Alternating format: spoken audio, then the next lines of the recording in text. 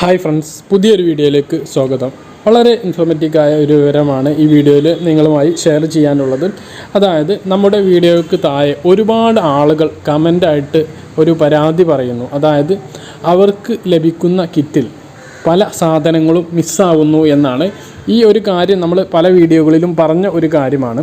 ഇത് സെപ്പറേറ്റായിട്ട് പറയാൻ ഇതാരും ശ്രദ്ധിക്കാതെ പോകുന്നത് കൊണ്ട് ഇതൊന്ന് എടുത്ത് പറയാണ്. കാരണം ഇനിയും നീല വെള്ള കാർഡുകാർക്ക് ക്രിസ്മസ് കിറ്റ് ലഭിക്കാനുണ്ട്. അതുപോലെ തന്നെ കുറച്ച് പേർക്ക് നവംബർ മാസത്തെ കിറ്റ് ലഭിക്കാനുണ്ട്. തുടർന്നുള്ള മാസങ്ങളിൽ 4 മാസവും കിറ്റ് ലഭിക്കാനുണ്ട്. അപ്പോൾ എല്ലാവർക്കും സംഭവിക്കാവുന്ന ഒരു കാര്യമാണ്. ഈ ലഭിക്കുന്ന കിറ്റിൽ പറഞ്ഞ സാധനങ്ങൾ മുഴുവനായിട്ടും ഇല്ല. അതിൽ നിന്ന് സാധനങ്ങൾ മിസ്സാകുന്നു എന്നാണ് പരാതി. അതായത് മെയിനായിട്ട് മിസ്സാകുന്ന സാധനം വെളിച്ചെണ്ണയാണ്.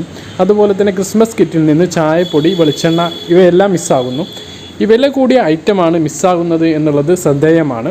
ഇതിനുള്ളൊരു കാരണം നമ്മൾ കാണുന്നത്, വില കൂടിയ ഐറ്റം ആരെങ്കിലും ഇതിൽ നിന്ന് എടുത്തു മാറ്റുന്നതാണ്, അടിച്ചു മാറ്റുന്നതാണ് തന്നെയാണ്.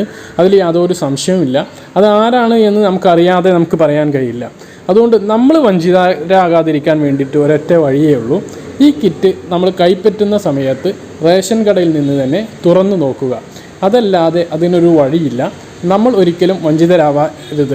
ഇത് ആരുടെയും തറവാട്ട് സ്വത്തല്ല നമുക്ക് ഈ തരുന്ന കിറ്റ് എന്ന് നമ്മൾ മനസ്സിലാക്കുക. നമുക്ക് അവകാശപ്പെട്ടത് തന്നെയാണ്. നമ്മുടെ നികുതി പണം കൊണ്ട് അല്ലെങ്കിൽ നമ്മൾ സംഭാവന ചെയ്ത ദുരിതാശ്വാസ ഫണ്ടിൽ നിന്ന് തന്നെയാണ് നമുക്ക് ഈ ഒരു കിറ്റ് ലഭിക്കുന്നത്. അതുകൊണ്ട് ഒരു ആളും ഇതിൽ നിന്ന് വഞ്ചിതരാവരുത്. നിങ്ങളുടെ കിറ്റ്, എല്ലാ സാധനങ്ങളും നിങ്ങൾക്ക് ലഭിക്കാനുള്ള അവകാശമുണ്ട്. ആ ഒരു അവകാശം നിങ്ങൾ മനസ്സിലാക്കുക. അതുകൊണ്ട് തന്നെ നിങ്ങളുടെ കിറ്റ് റേഷൻ കടയിൽ തന്നെ വെച്ച് ഒന്ന് തുറന്നു നോക്കുക.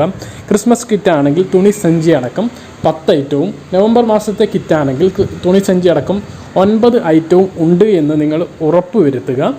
അപ്പോൾ എല്ലാവർക്കും 1/2 ലിറ്റർ വെളിച്ചെണ്ണയുണ്ട്, അത് നിങ്ങൾ മനസ്സിലാക്കുക.